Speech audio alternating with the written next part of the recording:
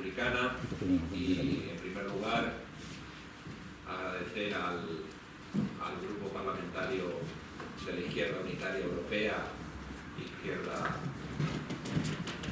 Nórdica Verde, su colaboración en la organización de este acto, y también al Ayuntamiento de Madrid por la cesión de este local y por tener la calefacción a estos niveles. Retomamos este año la tradicional jornada de formación de Izquierda Republicana que veníamos denominando Escuela de Otoño, aunque en ocasiones la hemos hecho en otras estaciones del año, como el año pasado que la hicimos en abril, pero este año retomamos la tradicional Escuela de Otoño. Y es siempre el propósito de esta organización, con esta jornada, recuperar la tradición de la izquierda, que ha sido lamentablemente abandonada, que es la tradición de la labor pedagógica que a finales del siglo XIX y principios del XX fundamentalmente se realizaba en las casas del pueblo, en los ateneos libertarios, en los círculos republicanos. Focos de otra cultura alternativa que consiguieron crear una cultura libre y humanista frente a la cultura del catolicismo dominante en ese tiempo. Pues bien, queremos recuperar dentro de nuestras modestas posibilidades esa tradición pedagógica de la izquierda, del republicanismo, porque el republicanismo siempre ha confiado en las posibilidades de la democracia para crear hábitos de participación y de concienciación política. Porque la democracia es fundamentalmente una escuela de civismo, como decía Azaña, un derivado de la cultura, que se basa no solo en votar cada 4 años, sino en tomar parte y tomar partido, en expresar opiniones divergentes y tomarle las cuentas al gobierno. Este año tenemos como lema el de perspectivas republicanas desde Europa a los ayuntamientos. Y con ese lema se quiere aludir a un principio republicano fundamental, que es el federalismo como organización del poder político y de la ciudadanía.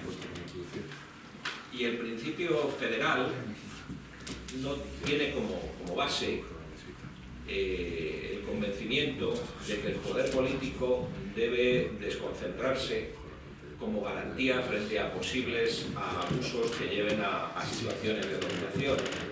Este principio republicano básico de concentración del poder está en el origen de la doctrina de los frenos y contrapesos, de los checks and balance que se formularon en la Revolución Americana, y también está en el origen de la división funcional de poderes clásica, para evitar, como digo, los posibles abusos que puede llevar la concentración de poder en una sola mano. Pero ese principio también está en la base de descentralización del poder territorial, que se logra mediante un sistema federal. Un sistema federal aplicable tanto a nivel estatal o nacional como supranacional, en el que unos estados constituyentes, por parte del poder con su gobierno, o en su caso, con un organismo internacional central. Desde nuestro punto de vista, la alternativa federalista republicana no es una respuesta a los nacionalismos o un intento de acomodarse o de buscar solución a las cuestiones que pueda plantear los nacionalismos, no, es una alternativa ideológica a los mismos, con el fin de asegurar una mayor democracia, asegurar la libertad republicana como ausencia de dominación. Pero también el federalismo republicano hace posible la convergencia en la diversidad en un mundo multicultural en el que convergen identidades colectivas tradicionales con las nuevas que se crean con los fenómenos migratorios. Desde este punto de vista, la apuesta por un modelo federal entendemos como mejor garantía de una mayor democracia y de una mayor garantía de la libertad en un sentido republicano, un pacto de convivencia basado en la libre voluntad. Y en la libre voluntad construida de abajo arriba, en el sentido que formuló en su día Pi Margall en las nacionalidades, desde el ámbito municipal, pasando por las regiones o nacionalidades, hasta las del Estado y ahora, en la actualidad, en el ámbito supranacional. Pero también sin olvidar el irrenunciable espacio de los ciudadanos y de sus derechos. En suma, el federalismo es reivindicar el patriotismo de los derechos frente al patriotismo de las identidades. El federalismo no crea una entidad superior al individuo, la nación, sino en un sentido comunitarista, sino que el federalismo vincula individuos de diferentes colectividades. El nacionalismo defendería el nosotros, el federalismo es imposible sin el otro. Y también el federalismo republicano es laico, porque el laicismo no impone por parte del Estado, de las instituciones, normas y valores morales particulares al conjunto de la población. Ese es el principio fundamental del laicismo. Pues bien, entendemos que el culto a una identidad histórica o a una identidad nacional de una determinada comunidad equivale a creencias o mitos que pueden equipararse al mismo nivel que las convicciones religiosas. El Estado federal debe respetarlas en un marco pluralista, pero no debe imponer ni privilegiar una frente a la otra. El federalismo republicano aspira precisamente a que personas con diferentes sentimientos de identidad nacional o distintas concepciones del hecho nacional, como ocurre en España, puedan convivir en el mismo marco político. En definitiva, asegurar la convivencia y afirmar la soberanía de los ciudadanos en la construcción, como digo, de abajo arriba, en el sentido primargaliano, de la democracia. Pero no solo se entiende el Estado federal desde un punto de vista jurídico formal. Como decía la resolución que aprobó la Asamblea Político y Social Federal de Izquierda Unida del pasado 28 de octubre, nuestro proyecto es la República Federal vinculada necesariamente a la conquista y consolidación de derechos sociales para las clases populares y al reconocimiento del derecho de autodeterminación de los pueblos. Es decir, la República Federal que propugnamos se debe basar en una república, en un Estado republicano socialmente orientado por objetivos cívico-democráticos, un Estado que combata la corrupción, que limite los derechos de propiedad privada sobre el capital o la tierra por su función social, que mantenga la universalidad y gratuidad de los servicios públicos, educativos, sanitarios, culturales, financiados mediante un sistema tributario progresivo, que constitucionalice mecanismos institucionales y legales que aseguren la efectividad de los derechos sociales con un sistema de protección social, con una renta básica, una renta republicana universal o un sistema de trabajo garantizado, que fuerce soluciones por la vía institucional, un Estado republicano que haga pedagogía política, que fomente la ética y los valores cívicos.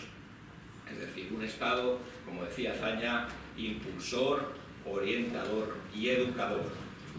Y un Estado republicano que se base en la participación directa de los ciudadanos en los asuntos públicos, más allá del ejercicio del derecho de sufragio. Y eso el federalismo, en cuanto acerca más a la administración y a los administradores, también puede facilitar esa democracia deliberativa o esa democracia directa.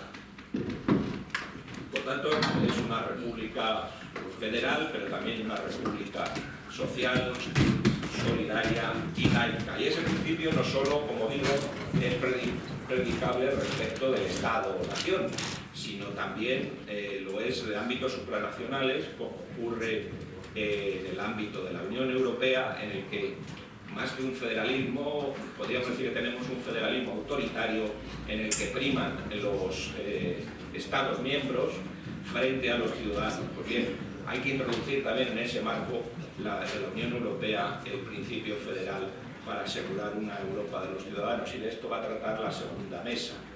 Y también el federalismo que defendemos es un federalismo fundamentalmente municipalista, porque es en el ámbito local donde es más fácil la implantación de mecanismos de participación directa y donde está la administración más cerca del ciudadano y de sus intereses, y se puede garantizar la participación, la rendición de cuentas y el control de los representantes. Y sobre el municipalismo trata la última de las mesas, en la cual pues queremos reivindicar la labor que desde los llamados ayuntamientos del cambio se está haciendo desde hace 2 años para que se conviertan en un ejemplo de transformación política y social y germen de la formación de nuevas mayorías que permitan ese cambio político en nuestro país. Y bien, ya termino la presentación. La primera mesa tiene como título Federalismo Republicano, y vamos a tener a unos invitados que estaban anunciados, a Iñaki Anasagasti y Joan Tardá, pero por distintos motivos no han podido venir, y al final pues únicamente está el compañero y correligionario Fran Pérez, al que le paso la palabra con el fin de que fije la posición de Izquierda Republicana sobre este tema. Muchas gracias. Bueno, en primer lugar quería, continuando lo que dice José Miguel, deciros que tanto Joan Tardá como Iñaki Anasagasti son buenos amigos nuestros. Han participado frecuentemente en debates con nosotros, en seminarios sobre renta básica, no solo sobre el tema territorial o federal, sobre distintos temas, temas incluso de contenido social, sobre todo con Tardá, y con Anasagasti fundamentalmente porque es una especie de verso libre, en el PNV, o por lo menos de verso más particular, porque en los últimos años ha hecho, yo creo que de una causa, el tema de la promoción de la antimonarquía, de la lucha contra la monarquía como una rémora de la vida política española desde siglos.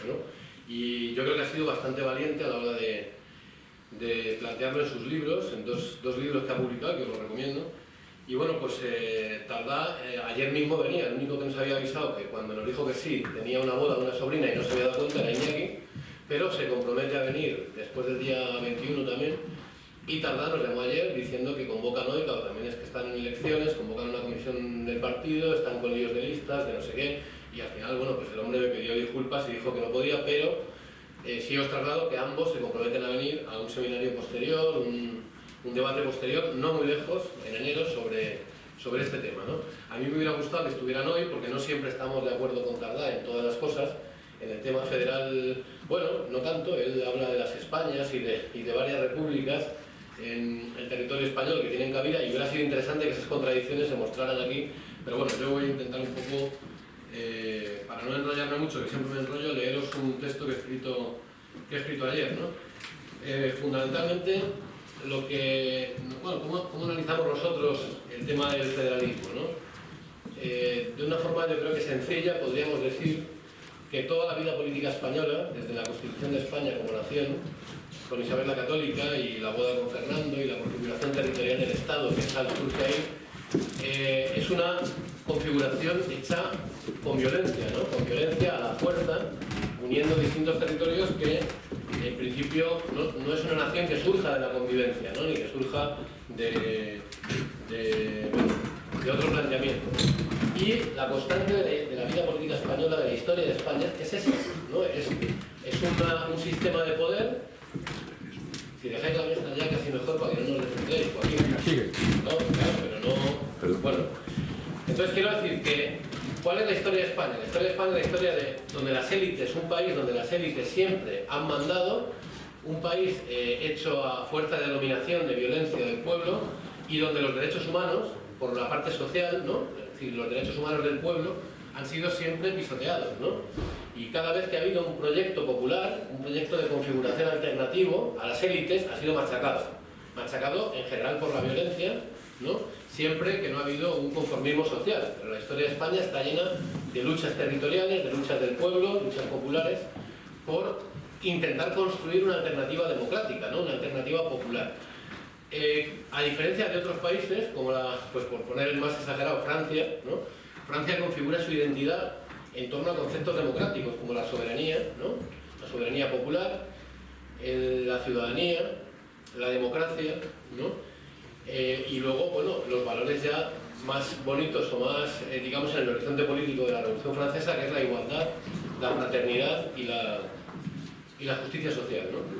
Claro, y el laicismo, que se me olvida, ¿no? Dice, Francia es un país, quizá el modelo de país laico, mientras que en España, pues cómo se configura la identidad política y la identidad nacional. Se configura a través de la violencia, se configura en una situación de dominación de las élites hacia el pueblo y uniendo varios elementos que son una constante hasta hoy, aunque ahora tenemos un sistema formalmente democrático. Uno, la monarquía. Dos, la Iglesia Católica en alianza con la monarquía. Tres, una actitud de defensa de un Estado unitario, que si queréis me gustaría llamarle hoy antifederal, ¿no? Una actitud antifederal de no reconocimiento de la lucha de los territorios, etcétera, o no reconocimiento quizá de la plurinacionalidad, por decirlo más en términos políticos, ¿no? Pero el centro de gravedad siempre giraba en torno a la monarquía, siempre la monarquía era el poder, ¿no? Y cuando había una lucha popular que había que sofocar, pues se sacaba el ejército y el ejército reprimía. Esa es la historia, digamos, de este país, ¿no?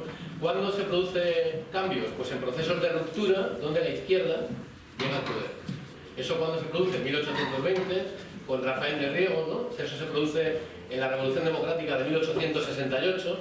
Eso se produce en el año 1973 con la Primera República y se produce en el 31, 1931 con la Segunda República, que quizá es el proyecto más consolidado de proyecto democrático, ¿no? Y popular. Bueno, ¿cómo acabaron todos esos intentos de lucha democrática? Acabaron sofocados por la violencia, ¿no? Es decir, esa es la terrible historia de España frente a otras historias, ¿no? Bueno, esa es nuestra constante histórica, diríamos, ¿no? Bueno, dicho un poco eso, el federalismo, que siempre ha sido sostenido por nosotros como un proyecto necesario para España, ahora, o para nuestro país, que siempre hemos considerado que tenían distintas identidades territoriales, que siempre hemos considerado que la monarquía, por su definición, impone proyectos unitarios que reprimen la diferencia y que el federalismo no casa con lo monárquico, ¿no? Ahora está por ahí Pedro Sánchez diciendo que sí, que el federalismo puede ser monárquico, que todo se arregla llevando el Senado a Barcelona, ¿no? Y que, bueno, con algún acuerdo más entre territorios. Pero al final, eso lo dijo en el Congreso. Pero después, al final, cuando tiene que implementar o demostrar cuál es su política real, lo que vemos es que ha apoyado el 155, que se ha, digamos, sumado al Partido Popular prácticamente en toda la posición sobre Cataluña. Y en el tema republicano, pues también quiero decirlo aquí, en el Congreso, a pesar de que las juventudes socialistas hicieron una valiente moción y la presentaron y la ganaron en la comisión política, al llegar al plenario hubo 2 horas y media de retraso en el plenario. Esto creo que no lo conocéis, pero yo sí lo conozco. Es decir, hubo 2 horas y media de retraso porque la dirección del partido, Pedro Sánchez, mandó a 2 interlocutores, que es Ábalos y Adrián Alastra, y les mandó a interlocutar con las juventudes para que no se debatiera una moción en plenario que había sido aprobada en comisión y que era obligatorio su debate, su exposición en el plenario, ¿no? Es decir, 2 horas y media largas, bastante resistieron los chavales, ¿no? Quiero decir que hay una opción del PSOE, lamentablemente, todavía hoy, pues de seguir vinculado al régimen del 78, de seguir defendiendo la Constitución monárquica, y ni siquiera en época de crisis económica, de crisis política, de crisis de régimen, un régimen que hace aguas por todas partes, ni siquiera en esa época parece que el Partido Socialista cambia de rumbo, a pesar de que llega Pedro Sánchez. Imaginaros si Felipe González siguiera con el control a través de Susana Díaz y tuviéramos un PP-PSOE como el que se buscaba, ¿no? Entonces, ¿qué es lo que queda? Pues queda pues lo que queda, luchar por la República Federal, que por eso traemos hoy el debate aquí como alternativa política, ¿no? Como la alternativa que de verdad puede vertebrar el sistema político español y ofrecerle una vía de convivencia a los territorios que sea, obviamente, en términos de igualdad de derechos y deberes, bueno, pues para intentar otra cosa, porque si la monarquía hasta ahora había sido en la historia de España muy poco, ¿no? Factor de estabilidad, siempre fue un factor de inestabilidad y de líos, ¿no?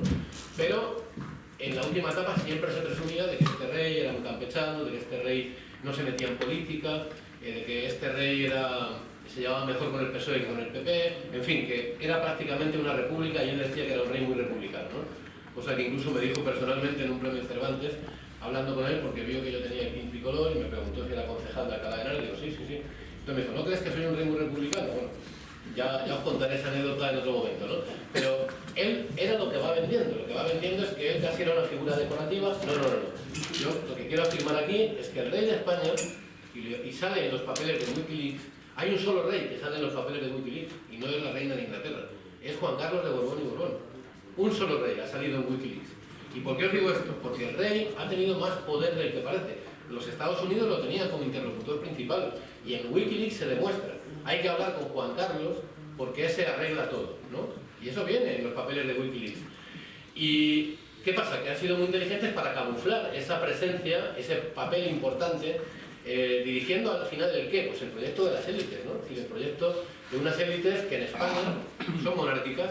Aquí no tenemos una derecha republicana como en Francia, ¿no? Pero cuando aparece algún personaje, algún chaval que me pregunta, pero mire usted, también existe el Partido Republicano en Estados Unidos. Digo, ¿y usted dónde vive? ¿En Estados Unidos o en España? Digo, porque en España hay otro proyecto distinto. En España la derecha es monárquica, ¿no? Y es una derecha nacional católica, y es una derecha reaccionaria, y es una derecha que ha asumido el crimen como una forma de actuar. Y cuando no le queda más remedio porque llega la democracia, pues bueno, configuran, ¿no?, un Estado de las autonomías, porque ya en la transición se plantea que Cataluña es un problema, ¿no?, que puede ser un problema. El País Vasco también, porque además había crímenes de ETA y había lucha armada y había una tradición nacionalista fuerte. Pero ¿cómo abordan el tema? Las autonomías, ¿no? Configuramos un Estado de autonomía, les damos ciertas competencias, eso calma las intenciones nacionalistas y arreglado, ¿no? Pero no se reconoce un Estado plurinacional, no se reconoce el federalismo, que sigue siendo el enemigo de esta monarquía. Y ahora os leo muy rapidito el artículo, sobre que tiene que ver con Cataluña, para provocar un poco. Y bueno, pues que después opinemos, porque es de lo que se trata, ¿no? Que estos siempre son seminarios donde la gente participa y pregunta y opina, ¿no? Sin que los que opinan se enrollen mucho estas cosas, porque luego hay veces que... Pero bueno, yo voy muy rápido. Os leo el artículo que tengo por aquí preparado, muy rápido, ¿no? La incapacidad del régimen del 78, de los partidos que lo sustentan y del propio rey para resolver de forma dialogada y pactada con el gobierno de la Generalitat el conflicto planteado en Cataluña ha sumido el país en una crisis política e institucional de una gravedad extraordinaria, que puede terminar en una deriva política muy autoritaria, en una España más autoritaria, o llevarse por delante incluso la monarquía. Dada la irresponsabilidad con la que se han conducido los gobiernos catalán y español en este conflicto, y el propio rey, parecieran no ser conscientes de las gravísimas consecuencias a las que puede llevar un choque de trenes, que ya avisó Julio Anguita, tan dramático entre ambos nacionalismos, que nada ha resuelto respecto a Cataluña, ni por la aplicación del artículo 155 de la Constitución, que suspende el autogobierno, ni tampoco por la convocatoria de unas elecciones autonómicas de excepción en Cataluña con el gobierno anterior o encarcelado o a la fuga. El fracaso del pacto entre ambos gobiernos, el fracaso de la falta de proyecto político del gobierno Rajoy para Cataluña, desde el 2011, 6 largos años, sin proyecto político para Cataluña, y también de su nulo deseo de negociar nada, pero también el fracaso de un nacionalismo que opta por una TUI ilegal, declarada chapuceramente, y sin intención de llevarla a un efecto real, más allá de la cosmética, ¿no? Tras un referéndum también sin garantías democráticas del todo, impulsado fundamentalmente por la burguesía catalana y con unos partidos que antes muy pactistas y funcionales al sistema político, me estoy refiriendo obviamente no a Esquerra Republicana, sino al CiU y al PDeCAT, ¿no? Funcionales al sistema político de la transición, pero no dispuestos ya a asumir una solidaridad económica ni tampoco la igualdad política con otras regiones del más pobres del Estado español. El fracaso de este pacto político es el fracaso también, y esto es lo grave, de la integración de Cataluña en España en el marco del sistema político del 78. Y un problema, yo creo que mucho más grave de lo que se cree, porque si la integración de Cataluña, el estado de la transición, el 78, puede saltar en pedazos, ¿no? Por eso yo creo que el problema se ha aplazado solamente, ¿no?, con las elecciones. Desde Izquierda Republicana y desde Izquierda Unida también no nos hemos cansado de defender con fuerza que la única salida real, la salida posible, la salida democrática, a este choque de trenes era la celebración de un referéndum. Un referéndum acordado entre ambas administraciones, por supuesto democrático y con garantías que diera satisfacción a la aspiración del 80% de la sociedad catalana, que en todas las encuestas defendía que era la única solución posible, aunque unos votaran después opciones distintas en torno a la cuestión de independencia sí o independencia no, pero independencia, por cierto, que sus partidarios nunca habían sido del todo mayoritarios en la sociedad catalana, ¿no? El Partido Popular, incapaz de aprender de los referéndums pactados, por eso hablaba aquí de que España tiene una monarquía muy particular, ¿no?, sobre la posible independencia de Escocia en Reino Unido o de Quebec en Canadá, que se celebraron con legalidad y con normas acordadas y también con la absoluta normalidad democrática, el rey preparado y el miope gobierno del Partido Popular de Rajoy han tenido una respuesta acorde a su herencia franquista. No dialogamos y sin otro proyecto ni estrategia que ofrecer a Cataluña que no fuera el autoritarismo, ¿no? La afirmación reiterada todo el tiempo de que este referéndum nunca se celebrará. La respuesta policial represiva contra los ciudadanos el 1 de octubre y también una aplicación arbitraria del artículo 155 que supone el gobierno y la autonomía hasta las elecciones, negando además el derecho de amplios sectores de la población catalana, el 80%, que quería poder decidir su futuro, ¿no? Hay que decir también que la chispa que convirtió el nacionalismo catalán en independentismo también la encendió Rajoy. La suspensión por el Tribunal Constitucional en 2010 del Estatuto de Autonomía de Cataluña de 2006, que ampliaba el proceso democrático y participativo, que ya había sido acordado entre el Parlamento catalán, el Congreso y el Senado español, y después ratificado en Cataluña mediante referéndum, fue un disparate. Por eso hemos dicho todos estos años que fue un tremendo error, y también de soberbia de la derecha española recurrir el Estatuto al Tribunal Constitucional para suspenderlo y recortar además 14 artículos, porque directamente dinamitaba la integración de Cataluña en España. Rajoy despreció y negó todo ese proceso democrático y acordado, que sí respondía entonces a las aspiraciones del pueblo catalán, y se convirtió con su inacción posterior, sin proyecto para Cataluña, en la mejor maquinaria de potenciación del independentismo. Hasta entonces tenía solo un 15% de apoyo popular y pasó en pocos años a un 47% de apoyo popular. Los nacionalismos catalán y español para nosotros se retroalimentan. Ambos han fracasado y ese fracaso queda patente en la falta de diálogo, ¿no?, en la convocatoria de un referéndum también unilateral y en las tensiones políticas y la división y la ruptura de la convivencia, que es peor, en la sociedad catalana. No hay ni que decir que Rajoy se sirvió también de un tribunal constitucional hecho a dedo, a su mayoría, digamos, ¿no?, es decir, nombrado por el propio Partido Popular.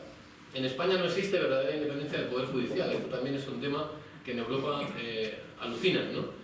¿Cómo puede ser, si no, que 800 imputados en los tribunales por casos de corrupción tenga tan poquitos condenados y tan poquitos dirigentes del Partido Popular en la cárcel? Entre los aparatos del Estado que heredamos del franquismo, el judicial ha sido de los menos tocados. Y por ello el Gobierno ha recurrido una vez más a resolver el problema catalán no desde la política, sino judicializando la política, que es la mejor forma de no resolver nada y de aplazar un problema. Con Junqueras y con el gobierno en la cárcel, Esquerra Republicana también tiene parte de la campaña ya hecha. Y veremos muy pronto seguramente que ganarán las elecciones y, sobre todo, lo que es peor, que la correlación de fuerzas entre independentistas o unionistas, aunque no me gusta ese lenguaje, no habría que hablar de bloques enfrentados, no va a cambiar mucho, ¿no? Es decir, ¿qué va a pasar el día después? Tenemos que preguntar. A pesar de esto, la crisis independentista todavía está siendo aprovechada egoístamente, o sea, lejos el Partido Popular de reflexionar del follón que tiene encima, pues todavía lo aprovecha en el resto de España pues para recuperar su caída electoral que se había producido por la corrupción y por los recortes, ¿no?, una vez más pensando en el partido y no en el pueblo español. Respecto a Convergencia y Unión, nos alegra su bajada electoral incluso por su egoísmo fiscal, por su apoyo parlamentario a las leyes más reaccionarias del Partido Popular, por su inacabable corrupción, lo dije ya esto, perdonad, y por un cierto iluminismo fanático e insolidario que les ha llevado incluso a construir a veces mitos y relatos que no son ciertos sobre su propia historia, sobre la propia historia de Cataluña. Claro, mientras Rajoy dormía respecto a Cataluña y dejaba pasar los años sin proyecto, los independentistas desarrollaron, y esto en parte hay que reconocerlo, que lo han hecho muy bien, desarrollaban como parte fundamental de su proceso una movilización constante en la calle, popular y creciente de la sociedad catalana, que aumentaba su base y respaldo social, repito, mientras Rajoy dormía. Sin propuesta ni diálogo político, la salida para el Partido Popular solo podía estar en la aplicación del 155 y en una Constitución que para Izquierda Republicana consideramos sacrosanta, pero absolutamente vacía de contenido, donde los artículos que regulan los derechos humanos, los derechos sociales y económicos de los ciudadanos son negados en la práctica todos los días. No se cumplen ni se garantizan desde luego desde el 2011 con la aplicación de las políticas de austeridad, mucho más. Y esta Constitución, santificada por el régimen del 78, solamente para las obligaciones, pero sin derechos, y donde los artículos que se cumplen son solo ya casi el 135, el 155 y la existencia de la monarquía y el no laicismo, digamos, eso sí se cumple. Todo lo demás, los derechos sociales, desaparecen, ¿no? Desde el año 2008 España sufre una crisis económica que provocó paro, desahucios, precariedad, recortes y empobrecimiento de miles y miles de familias, que han provocado una respuesta popular enorme en forma de importantes protestas y movilizaciones. Todo esto fue una impugnación en las calles al modelo económico y al modelo político después de la transición. Lo que era una crisis económica se transformó en una crisis global del sistema del 78, que es lo que se quiere negar todos los días desde la televisión y desde el actuar del bipartidismo, ¿no? Una crisis de régimen que se intentó frenar con un sacrificio, la abdicación inducida de Juan Carlos de Borbón y Borbón, que habíamos pedido muchas veces, ¿no? Y que se intentará frenar después del 21 de diciembre, veremos cómo, pero seguramente con una reforma constitucional por parte del PSOE, que si llega a acordar con el Partido Popular solo podrá ser de maquillaje de los partidos monárquicos, ¿no? Incluso con el apoyo de Ciudadanos. Una reforma lampedusiana, pero que no será más que involucionista seguramente, tanto en los derechos sociales y económicos como en los territoriales. La Constitución, una Constitución que fue concebida como el instrumento de partida de una transición de la dictadura a la democracia, pero que hoy está obsoleta y que tenemos que pedir una nueva con un cambio de régimen. Solo queda de ella un dogma neoliberal que atenaza ya a los ciudadanos al servicio de las élites, ¿no? A la postre obstaculiza el proceso democrático y no conduce a nada. Un rey del Partido Popular. Con este apartado termino. ¿Qué decir de Felipe VI tras su discurso televisivo? Compañeros, pues que la Constitución también debe ser aplicable a él, y esta no le concede autoridad alguna sobre el papel de árbitro que le encomienda la Carta Magna. Pidió al gobierno que restableciera el orden constitucional, perdido en Cataluña, y por tanto entró en el fango político, rechazando las políticas de negociación que podían haber no llevado al extremo el conflicto en Cataluña. Felipe VI respaldó claramente la estrategia del Partido Popular, de forma partidista, alentando las medidas excepcionales que se habían tomado contra Cataluña, en definitiva la aplicación del 155, y mostrando también una total insensibilidad por la brutal represión del gobierno corrupto de Rajoy, al que no dedicó ni una sola palabra. Felipe VI no debe olvidar ni un solo día que la soberanía nacional en la propia Constitución reside en el pueblo español, del que emanan, dice la propia Constitución, todos los poderes del Estado, también el suyo, ¿no? Él lo parece olvidarlo. Y si esta legitimidad democrática se quiebra una monarquía, y por tanto estamos legitimados para luchar por la República, pues hasta el final de las consecuencias, radicalmente, ¿no? Ya sabéis que en Izquierda Republicana no somos independentistas, no, sino federalistas. Hemos tenido siempre buena relación con Esquerra Republicana de Cataluña, eso es cierto, ¿no? Y por eso estamos convencidos, porque somos federalistas, de que la solución al conflicto catalán no va a ser posible sin un referéndum, primero, sin un referéndum donde la gente pueda decidir, en primer lugar, y nuestra apuesta, obviamente, pues es dar un giro a la situación política, a la historia de España, en definitiva, ¿no? Es decir, la apuesta por un reconocimiento de una nueva Constitución donde la plurinacionalidad del Estado sea reconocida y vemos el Estado federal como imprescindible. Antes, al contrario, advertimos una involución democrática y lo advertimos aquí, pero yo creo que ya empezamos a verla, porque si se da en el tema territorial, si se da en Cataluña una represión, una actuación autoritaria del Estado, el problema es que también se aplicará después a los derechos económicos y sociales. El problema es que después esa deriva autoritaria nos va a llevar a todos a una democracia distinta, ¿no? Incluso peor que la anterior.